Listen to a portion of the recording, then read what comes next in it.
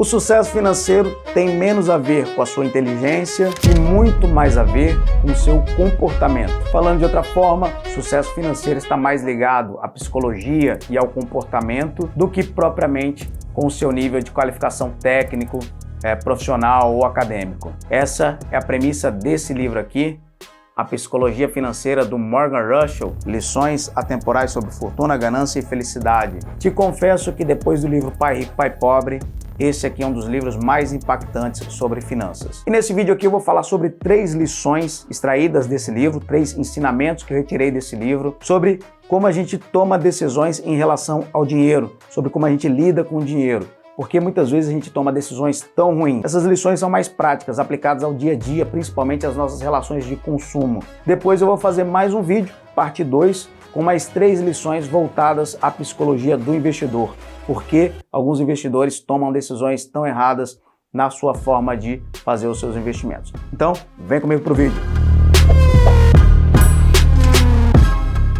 Salve, salve galera, seja bem-vindo, seja bem-vinda. Se você é novo, é nova por aqui, muito prazer. Meu nome é Gabriel Liberato, eu sou sócio da Meu Patrimônio. Nós somos uma empresa de planejamento financeiro e de consultoria de investimentos. Nesse vídeo eu vou direto ao ponto contigo, sem rodeios. Vou falar sobre 3 lições extraídas desse livro muito bom, Psicologia Financeira, do Morgan Housel. Essas 3 lições estão relacionadas à forma como nós tomamos decisões financeiras, a forma como nós lidamos com o dinheiro. E eu comecei esse vídeo falando que o sucesso financeiro está muito mais ligado ao comportamento, à psicologia, do que propriamente com a nossa formação acadêmica, escolar, profissional. Talvez você já tenha se deparado com uma situação parecida com essa, não precisa ser necessariamente igual, mas parecida. Com aquele casal de pessoas simples que montaram um comércio, montaram um mercadinho no bairro, por exemplo, e depois o comércio prosperou, comprou depois um imóvel comercial, depois outro, depois comprou uma propriedade rural e tem a renda do comércio, tem a renda das propriedades, tem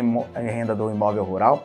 Vive uma vida simples, porém com muita tranquilidade financeira. Por outro lado, nós temos a situação de profissionais brilhantes, com currículos fantásticos, profissionais liberais como médicos, advogados, dentistas, engenheiros, arquitetos, ou servidores públicos, juízes, promotores, fiscais, auditores, que têm uma renda muito boa, mas que parece que vive com uma corda no pescoço. E comportamento é algo difícil de se ensinar, mesmo para pessoas muito inteligentes. Nesse vídeo aqui a gente vai falar sobre as 3 lições. Eu vou começar falando a primeira lição para te ajudar nas suas decisões também. E a primeira lição é: ninguém liga tanto para suas posses quanto você. E aí o autor do livro traz uma questão bem interessante que ele chamou de o paradoxo do dono do carro. Então você, quando olha uma Ferrari, você quando olha um Porsche, quando olha uma Lamborghini, um carrão, você não fala assim, puxa, uau, eu queria ser aquele cara, eu queria ser aquela mulher. Não, você fala, puxa, eu queria ter aquele carro, eu queria estar no lugar daquela pessoa para ser admirada e reconhecida. Então, muito provavelmente, você nem se lembra da pessoa que estava dirigindo a última Ferrari, o último Porsche, a última Lamborghini que você viu. Pensa aí, tenta resgatar da sua memória. Você parou para olhar, para reparar nessa pessoa? Provavelmente a resposta é não. A gente não olha, não repara a pessoa, a gente olha para o carro. E o que se torna referência de desejo para quem está fora não é a pessoa ali, mas sim o bem. Você queria aquele bem para estar no lugar daquela pessoa, até para uma coisa muito mais de aparência e ligada à psicologia, que é ser reconhecido, ser admirado, do que por qualquer outra coisa. Então esse é o primeiro ponto, o paradoxo do carro novo. As pessoas não estão olhando ali para o dono, puxa, aquele cara é foda, eu queria ser aquele cara. Não, aquele carro ali é muito massa, aquele carro ali é muito legal, eu queria ter um carro daquele ali para ser amado e admirado. É assim que as pessoas veem, e muitas vezes agora a gente vê nas redes sociais, nesse mundo moderno, nesse capitalismo moderno, que parece que virou um grande negócio. A pessoa, olha, se passa por rico, até que você se torne é o famoso dublê de rico. E a gente tem que ter muito cuidado com isso daí. Eu falo para as pessoas, não caia nessa de que você vai andar num Porsche e agora você virou um imã, você vai atrair muita riqueza, vai fechar grandes negócios, porque você agora está andando numa BMW, num Porsche, numa Ferrari. Isso está fazendo com que as pessoas vivam uma vida que não faz parte da realidade delas. Elas vão lá, alugam um carro, tira foto, alugam uma lancha, tira foto, uma casa, tira foto para mostrar como se fosse dela, como se aquilo ali fosse atrair grandes negócios. Muitas vezes as pessoas estão ligando muito pouco para isso. Você é que está ligando mais para isso do que as outras pessoas. Eu lembro até que um depoimento muito legal do meu sócio Renan. Ele falou, olha, eu lembro que quando eu estava começando, o primeiro cliente, grande cliente milionário que eu fui, fechei consultoria com ele, eu fui de ônibus. Ou seja, foi de ônibus e conseguiu fechar um cliente, e é um cliente nosso até hoje, e ele foi de ônibus. Então não é porque você anda num carro mais simples ou você anda de ônibus que você não pode fechar bons negócios. Eu tenho que ter uma BMW, né? Isso pode fazer sentido para algumas pessoas em determinadas situações e vai ser mais uma lição que a gente vai ver um pouquinho mais à frente, eu já vou falar contigo. Essa é a primeira lição, muito cuidado. E o autor fala uma outra coisa importante também. Ele fala a diferença de riqueza e fortuna. As pessoas, elas na verdade não querem ser milionárias, elas querem gastar como milionários. E riqueza é a manifestação, muitas vezes, da renda que você tem, você ganha bem, você compra um carro, né? Isso é riqueza, manifestação de riqueza. Você comprou uma casona, está usando roupas de grife, é manifestação de riqueza, é o que as pessoas veem. Mas a fortuna, que é o alicerce, a fortuna que deixa as pessoas realmente tranquilas financeiramente, isso não é visto. Isso é o carro que não foi comprado, é a casa grande que não foi trocada, né? Não saiu do apartamento, foi para uma casa gigante. É a viagem que não foi feita de primeira classe, foi numa viagem mais econômica. Então, a fortuna, elas são feitas de coisas que você deixou de fazer, que você abriu mão de fazer. E isso daí faz parte da construção da fortuna. E como isso não é visto, isso não é ensinado.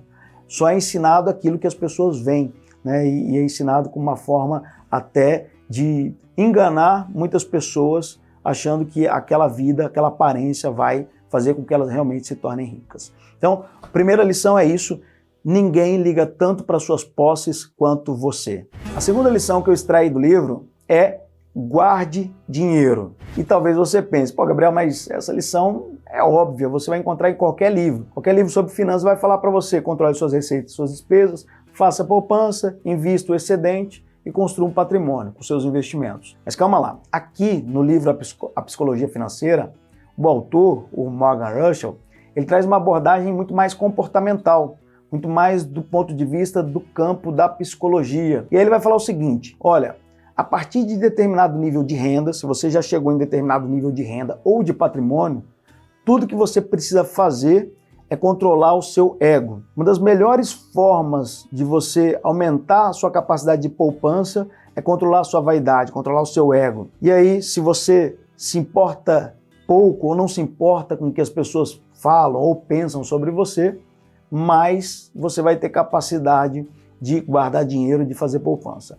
Até porque, no final das contas, e aí trazendo mais argumentos do autor e também argumentos que a gente traz de outros livros, é que o que a gente consegue controlar no final do dia, no final das contas, é quanto a gente guarda.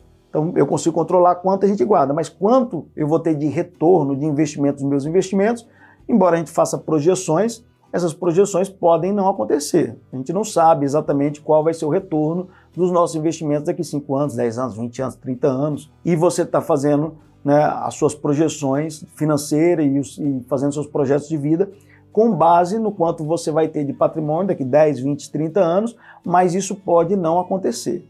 Então, no final das contas, no final do dia, o que a gente consegue controlar mesmo é o quanto a gente guarda. E aí, para você guardar mais, você precisa controlar essa vaidade, controlar esse ego e tentar ser feliz com menos, viver com menos do que você poderia viver. Agora sim, vamos falar sobre a terceira lição. E a terceira lição é super importante, ela é o seguinte: cuidado com as dicas financeiras de quem joga um jogo diferente do seu. Eu vou te explicar isso dando 2 exemplos. Um exemplo mais voltado para a vida real, para a nossa relação com o dinheiro, e outro exemplo mais voltado para o campo dos investimentos. Vai lá. Imagina você aí, um jovem advogado que trabalha num escritório prestigiado e ele pretende virar sócio, se tornar sócio desse escritório, e ele atende clientes de alto padrão aquisitivo, de alto patrimônio, de alta renda. Talvez, eu nem sei a efetividade do ponto de vista empírico, prático, mas talvez faça algum sentido para esse cara aqui ter um carro mais sofisticado, se apresentar com roupas mais sofisticadas, talvez faça algum sentido porque ele tem esse incentivo de carreira. Agora, se você trabalha home office, se você trabalha no seu comércio e não atende esse perfil de clientes, se você é um servidor público que também não atende esse perfil de clientes, talvez não faça sentido, provavelmente não faz sentido nenhum, você querer usar ou ter as mesmas coisas que ele para causar uma boa impressão, levando em consideração os incentivos, né? Você não tem o mesmo incentivo que ele. Então, esse é um ponto de vista prático. Cuidado com quem você tem como referência, porque ele pode estar jogando um jogo diferente do seu. Essa é a orientação, essa é a lição. Agora, do ponto de vista dos investimentos, cuidado com o que você recebe de informação de dica, porque também pode vir de alguém que está jogando um jogo diferente do seu. Para um cara que é trader, para um investidor, para um especulador, né, que faz trade, pouco importa se o preço do ativo está 50, 60, ele vai sair no final do dia. Agora, para um investidor de longo prazo, comprar um ativo com preço muito descolado da sua realidade de fundamentos, talvez não faça sentido nenhum. Então, quando um youtuber, até mesmo isso serve até para mim, para os meus vídeos aqui, né? Isso se aplica até aos meus vídeos, para você que está assistindo. Então, quando o youtuber, uma pessoa vai e fala, ó, 3 ativos legais para investir, 3 ativos para 2024, ou um analista faz uma análise de uma carteira, ele não conhece a sua realidade, ele não conhece o seu horizonte de tempo, os seus objetivos, ele não te conhece. Ele não sabe se você é um estagiário no início de carreira, ele não sabe se você é um diretor executivo de uma multinacional, ele não sabe se você é um aposentado que depende da sua pensão para sobreviver. Então, ele não te conhece. Você não sabe qual é o jogo que ele está jogando. Cuidado ao imitar a carteira, né, ao querer reproduzir a carteira dos youtubers, dos influenciadores, até mesmo de analistas.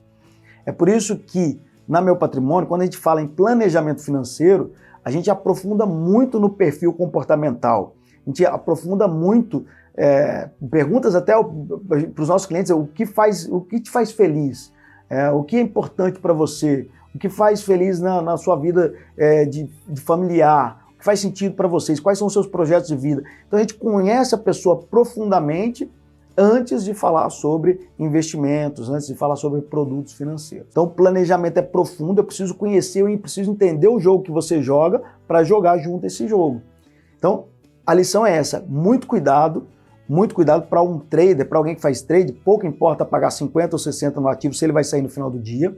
Cuidado também com profissionais do mercado financeiro que têm incentivos que muitas vezes são contrários aos interesses do investidor. Então o seu assessor que está te ofertando um produto que às vezes não faz sentido nenhum na sua carteira porque ele está sendo comissionado, isso se aplica também ao gerente do banco, ele está jogando outro jogo, o jogo da corretora. Isso não é bom para você. Então entenda isso e tenha cuidado com as dicas financeiras de quem está jogando um jogo diferente do seu. Qual é o seu jogo? Entenda qual é o seu jogo. Eu espero que essas lições sejam úteis para você. Te desejo bons investimentos, um grande abraço e vambora!